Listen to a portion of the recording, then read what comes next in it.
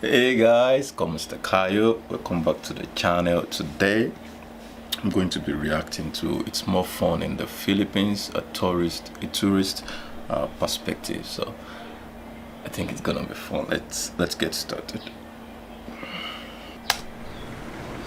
Hello world. The reason I came to the Philippines was to see what everyday life was like. I had 11 days to do this, and after all my scheduling was done, I found myself with a few days extra at the end of the trip. What to do with that free time? Why not some of the things that people travel from all over the world to experience in the Philippines? My basic criteria was some place that was easy to get to from Manila and wouldn't take too much travel time. I only had 3 days, so unfortunately no long journeys for me.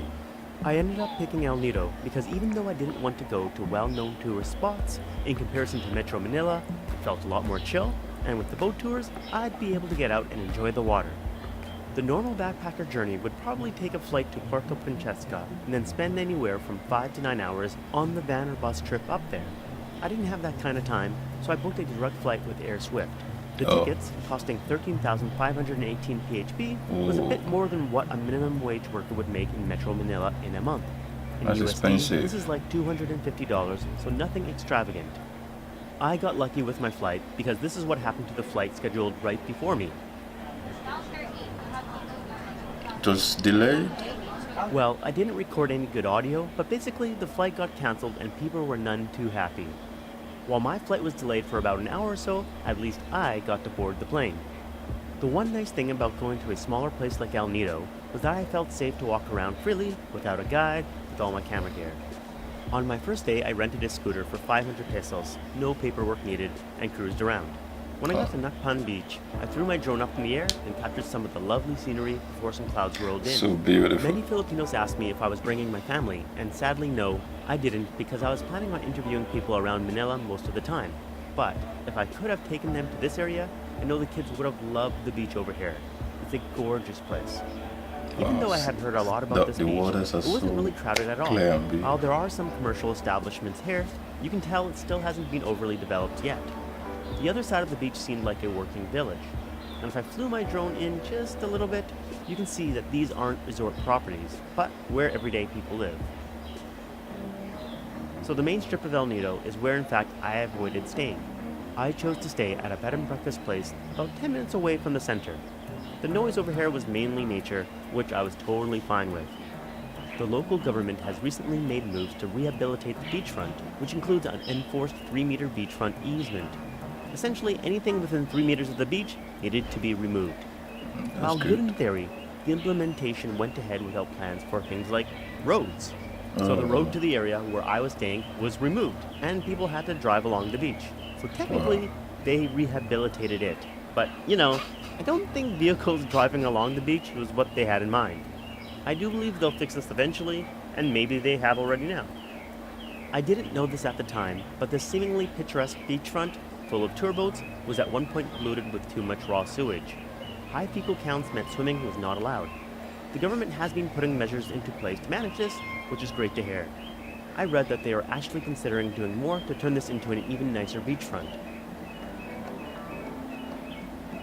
The center of town is the most touristy place.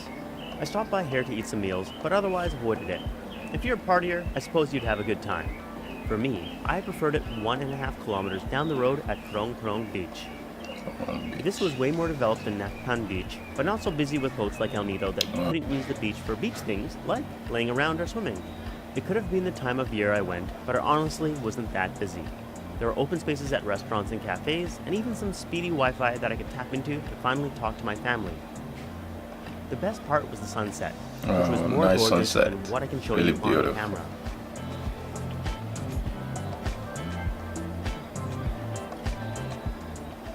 While I've read that El Nido is no longer the backpacker's paradise it used to be, to me it was not so overly developed that I felt there were too many people.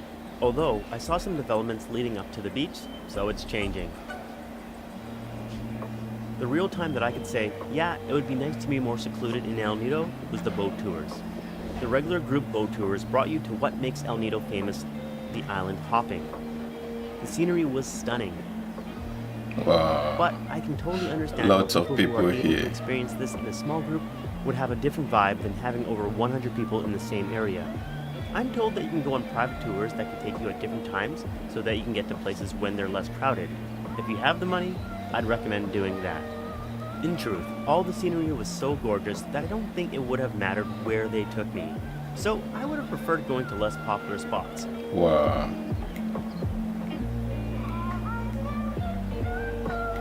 So My beautiful. last day I splurged and went scuba diving for the first time. I'm so glad I did. This boat was not only nice and had a toilet, but it went to spots that were less busy. I was an absolute beginner to diving, and they literally threw me into the deep end. I was quite surprised since I was expecting I would have to take some swimming pool training or do something on a shallow beach, but nope, I was dropped down into the ocean.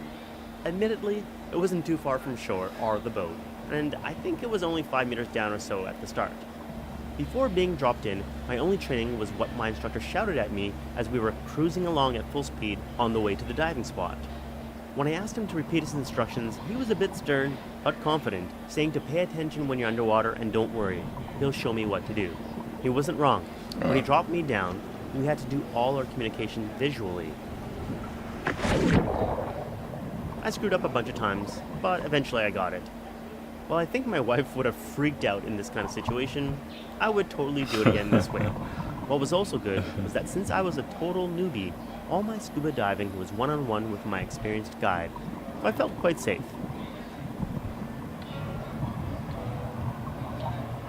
I would like to return again to El Nido, but next time with my family. The B&B I stayed at was so hospitable, as was the scuba diving crew. If I could afford it, I'd maybe try some of the more exclusive tours, like multi-day island hopping and camping, or the ones where you get a more secluded beachfront with a limited number of guests. Before I go, I thought it would be fun to talk about the difference between being a tourist and a local. The fact is that, unless you know what locals pay and negotiate, you can pay a lot more money.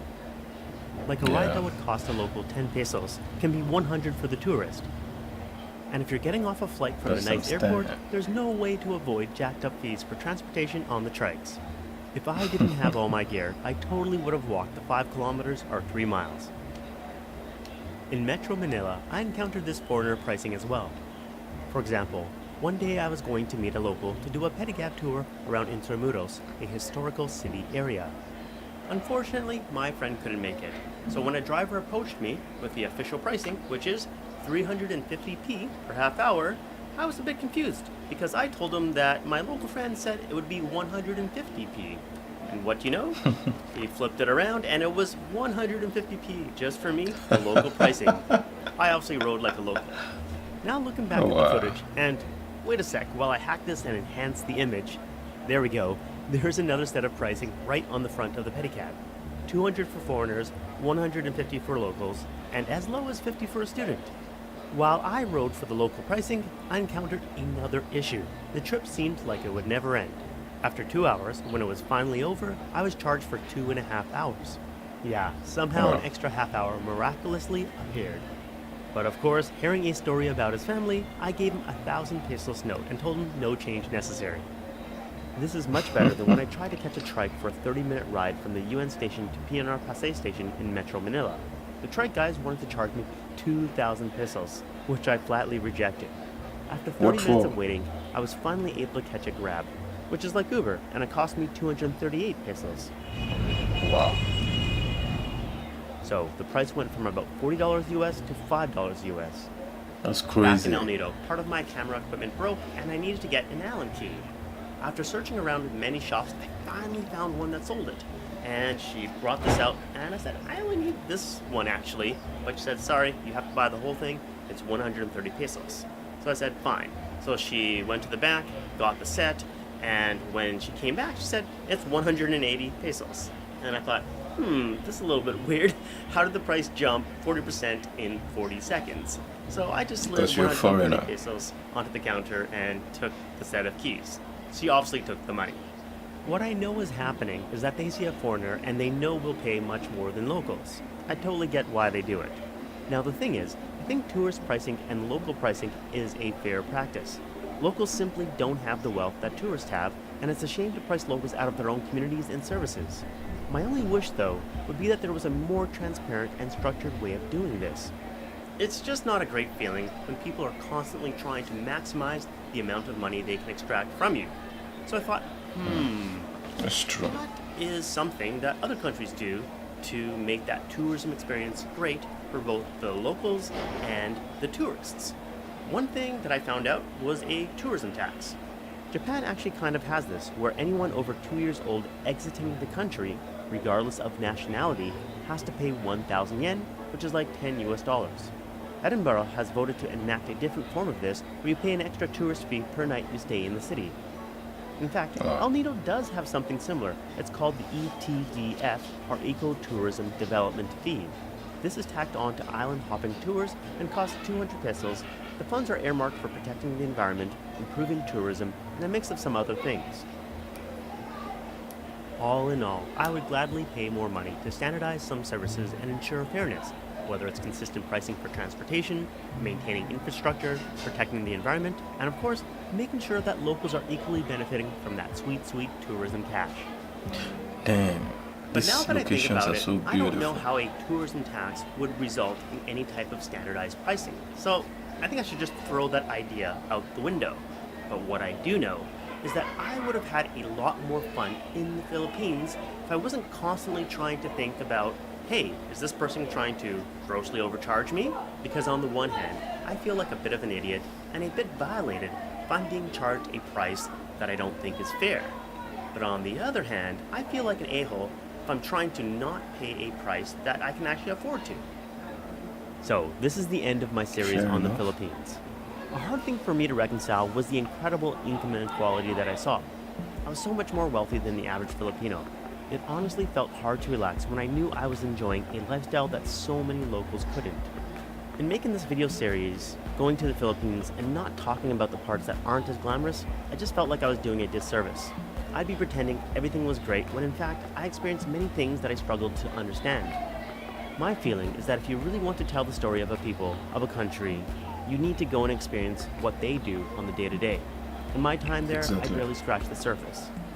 However, perhaps everyone would be happier if next time I skipped the more complicated stories and simply went to the nicest spots and enjoyed my time. Again, special thanks to all the kind people that showed me around. I wrote a simple message asking for help while in the Philippines, and I got that in spades.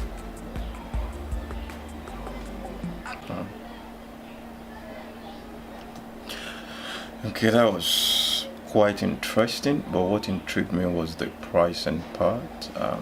I think it's something most locals do whenever they see that you're a foreigner. It's just everywhere, it's not only the Philippines. That practice is virtually everywhere.